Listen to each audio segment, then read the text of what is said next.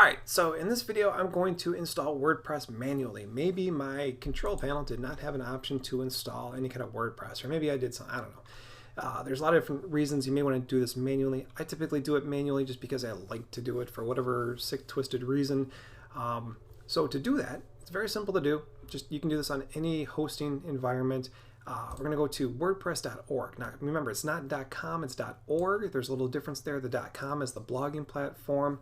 The .org is the kind of the resource center if you want to learn more about WordPress. They have a lot of good information here. All you have to do is go, it's always in the same spot. Up here it says Get WordPress. So we'll go ahead and click on that. And we'll download the most current version right here. So I'll say download, and I'll save it to my desktop. And again, depending on when you install this, you will probably see version 5.0 or 5 point something. I know they are getting ready to come out with that here pretty soon.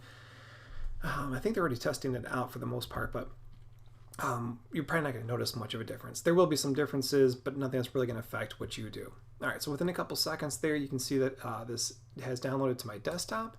And I'm going to come back to my control panel up here. So there's going to be two things that we want to do. For one, we need to upload these files, and we need to decompress them. The other thing is we need to create a database. Ooh, big scary database. Don't worry about it. I'm going to walk you through that. It's very, very simple to do. All we need to do is create an empty one, and there is a wizard that will help us kind of walk us through the steps of what we need to do. And we'll get that all set up and running. Then we'll connect the two, and we'll have an up and running website here in less than 5 minutes. All right. So we're going to go to File Manager here at the top.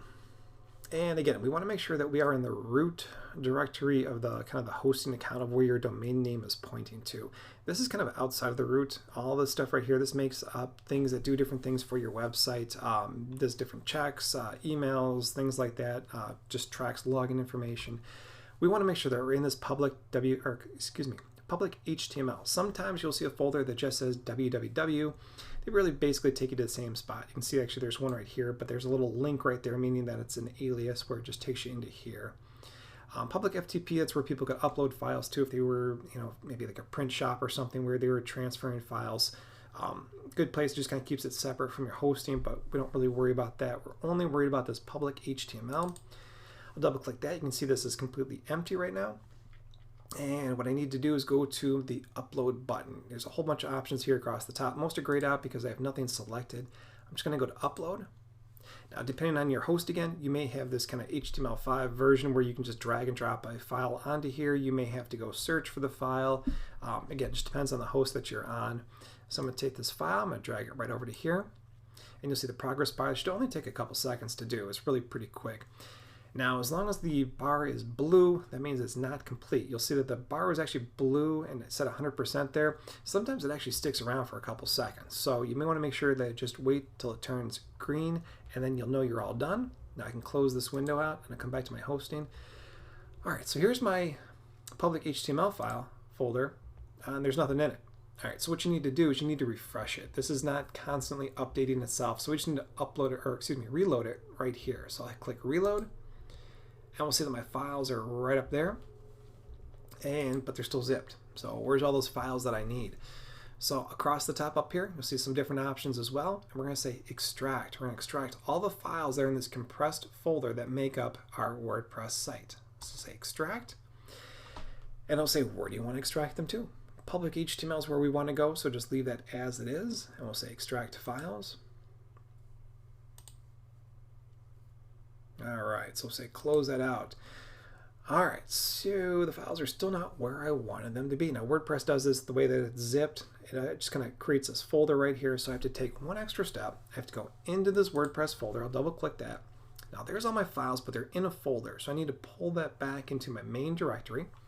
So I'll say select all, and then I'll click on move. I want to move these back a folder.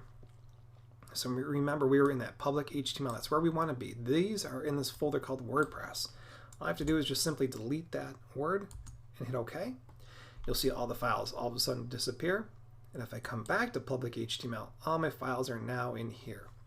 Now, one important thing to do is you don't want any folders with nothing in it. So come back up to this empty WordPress file and we'll say delete.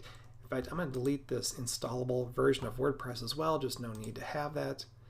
I'll say skip the trash and done. All right, so now I have a perfectly installed version of WordPress of the files. The second half of this is installing the database. Let's come on back to the, don't need that anymore, come back to the control panel, and we'll say, okay, now we need to create a database. So we come up to this MySQL database wizard. There's usually a couple different SQL or PHP MyAdmin, all these things under databases. In this case, we want the wizard. That's going to help walk us through creating a database. Now we have to give it a name. Now this you definitely want to write down because you're going to need this for the next step. So it's going to say create a database name. I just give it like 3 or 4 random letters, and I'll copy both the first part of it and the second part that I just typed in right here. All right, so you can see I just copied it so it looks just like that right into here. You will need this here in a second, so make sure you have it ready. So next step. Now most people say not to have the same username and database name. I keep them the same just for simplicity. So I put that in there, and I usually like to generate a password. So I'll copy that information, and I'm going to put it right below here. So these are the 2 things that I'm going to need to finish installing my WordPress website, is those 2. So I'll say close. Now I have a kind of a password saver, so sometimes this stuff defaults back. So I'm going to go ahead and just paste that back in. I'm going to say password and password again. It's asking for it again just to confirm it, and I'll say create user. So that just created the database for me. Now one last question is, what privileges do I give this database? In this case, I'm going to say all privileges. That's going to keep it nice and simple. And I'll say next step, all set. So I'll return home.